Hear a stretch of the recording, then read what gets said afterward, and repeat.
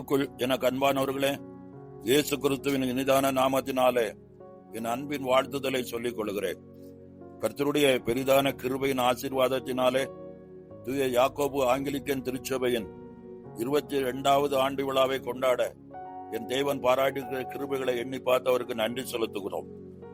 கர்த்தருடைய ஆலயத்தில் காத்திருப்பதனால் வரும் நன்மைகளை குறித்து இந்த நாட்களிலே நாம் பார்க்க போகிறோம். அதற்குரிய தலைப்பின் வசனம் சங்கீதம் 84:10. 1000 நாளை பார்க்கிலும் ஒரு பிரகாலங்களில் செல்லும் ஒரே நாள் நல்லது. ஆகாமிய கூடாரங்களில் வாசமாய் இருப்பதை பார்க்கிலும் என் தேவனுடைய ஆலயத்தின் வாசல்படியில் காத்திருப்பதையே தெரிந்து கொள்வேன் என்று சங்கீதக்காரன் சொல்வதை பார்க்கிறோம். அதுதான் நம்முடைய வாழ்க்கையிலும் ஆலயத்தில் காத்திருப்பதனாலே நமக்கு கிடைக்கும் நன்மைகள். ஆலயம் பரிசுத்தமான இடம், ஆலயம் ஆசீர்வாதத்தை கொடுக்கும் இடம், ஆலயம் சம்பூரணமான திருப்தியை கொடுக்கிற இடம், ஆலயம் பொருத்தனைகளை செலுத்துகிற இடம், ஆலயத்தில் இன்பமான ஆலோசனைகள் உண்டாகுகிற இடம், ஆலயம் ஆராய்ச்சி செய்கிற இடம், ஆலயம் மகிழ்ச்சி கொடுக்கும் இடம். இப்படியாய் ஆலயத்தில் காத்திருப்பதனால நமக்கு கிடைக்கிற ஆசீர்வாதங்கள், அதை குறித்து சங்கீதக்காரன் சொல்கிறான் 92:13. கர்த்தருடைய ஆலயத்தில் நாட்டப்பட்டவர்கள் செழித்திருப்பார்கள். கர்த்தர் நம்முடைய பரிசுத்த ஆலயத்தில் இருக்கிறார். உண்மையாய் விசுவாசித்து அவருக்கு காத்திருக்கும் போது அவர் உங்களுடைய கூப்பிடுதலின் சத்தத்தை கேட்டு கிருபையின் ஆசீர்வாதங்களை தர வல்லமை உள்ளவராயிருக்கிறார்.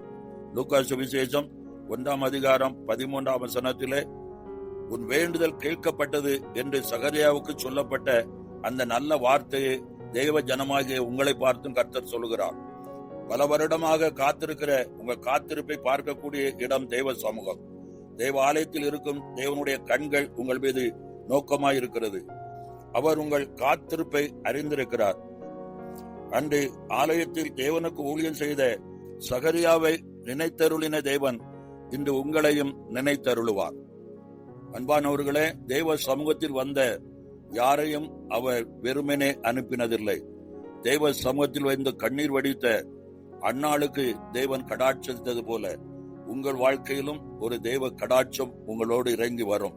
1 சாமுவேல் 1:17 நீ இஸ்ரவேலின் தேவனிடத்தில் கேட்ட உன் விண்ணப்பத்தின்படி அவர் உனக்கு கட்டளையிடுவாராக என்று சொல்லி ஏலி அன்னாளை வாழ்த்தினது போல அது நிறைவேறி தீர்ந்தது. அன்பானவர்களே, உங்கள் வாழ்க்கையிலும் ஆவியானவர் மூலம் கொடுக்கப்படுகிற தீர்க்க தரிசனங்கள் நிச்சயமாக நிறைவேறியே தீரும். காத்திருப்பதனால் நன்மைகள் உண்டாகும். கிறிஸ்துவுக்குள் அன்பானவர்களே, லூக்கா சுவிசேஷம் 1:25-32 வரை வாசித்து பார்ப்பீர்களானால், சிமியோன் என்ற ஒரு மனிதன் நன்மை வருவதற்கு காத்திருக்கிறான்.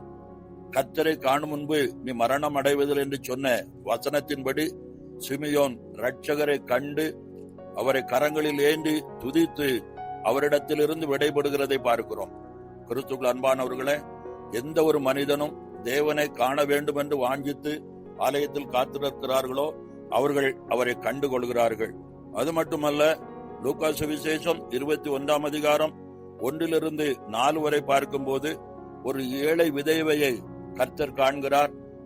அவளை குறித்து சாட்சி கொடுக்கிறதை பார்க்கிறோம். எல்லாரும் அவளுடைய சம்பூரணத்திலிருந்து போட்டார்கள். இந்த விதவையோ தனக்கு உண்டான எல்லாவற்றையும் போட்டுவிட்டாள் என்று கர்த்தரை சாட்சி கொடுக்கிறதை பார்க்கிறோம். அன்பானவர்களே, உங்கள் அன்பின் பிரயாசத்தை மறந்து விடாத தேவன் தேவ ராஜ்யத்துக்காக நீங்கள் காண்பிக்கிற அன்பின் பிரயாசத்தை நிச்சயம் கரம் பண்ணுவார். உங்கள் இருதயம் கலங்காமல் இருப்பதாக தேவனிடத்தில் விசுவாசம் உள்ளவராக இருப்போம்.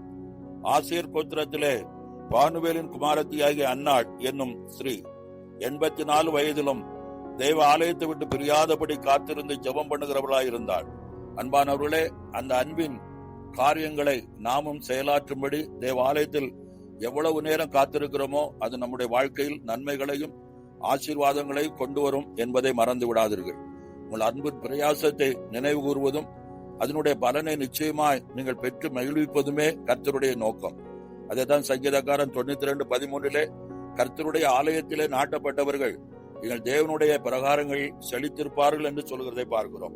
அன்பானவர்கள், இந்த வாக்குத்தத்தங்களை கர்த்தர் உங்கள் வாழ்க்கையை நிறைவேற்றி கொடுத்து மேன்மையான ஆசீர்வாதங்களால் நடத்தி இந்த பிரதிஷ்டை பண்டிகையோடு நீங்களும் உங்கள் இருதயத்தின் நினைவுகளை பிரதிஷ்டை பண்ணி ஜெயமெடுக்க கர்த்தர் உதவி செய்வாராக. ஆமென். ஜெபம் செய்வோம். நல்ல பிதாவே, இந்த நாளுக்காக நன்றி செலுத்துகிறோம். நான் கர்த்தர், நான் மாறாது என்று சொன்ன தேவன், உம்மை நம்புகிற, உம்மை நோக்கி கூப்பிடுகிற யாவருக்கும் நீர் மாறாத தேவனாய் இருக்கிறீர் என்பதை இந்த வார்த்தைகளை கேட்கிற உம்முடைய பிள்ளைகள் பலனடைய கர்த்தர் கிருபை செய்வீராக. உடைய மேலான நாமம் மகிமைப்படட்டும். வார்த்தையில் நிலைத்திருப்பதும் தேவ சமூகத்தில் காத்திருப்பதும் எத்தனை நன்மை என்பதை ஒவ்வொரு பிள்ளைகளும் கண்டுகொள்ளட்டும். உமக்கு காத்திருக்கிற ஒருவரும் வெட்கப்பட்டு போவதில்லை என்று சங்கீதக்காரன் சொல்கிறான்.